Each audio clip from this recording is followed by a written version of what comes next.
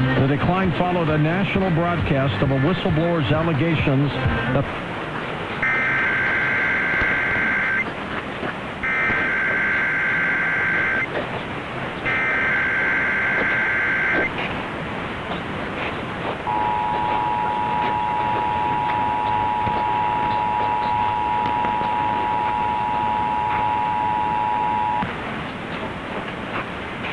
This is a test of the State of New York Emergency Alert System. In the event of an actual emergency, this system would bring you important information. This test of the Emergency Alert System is now concluded.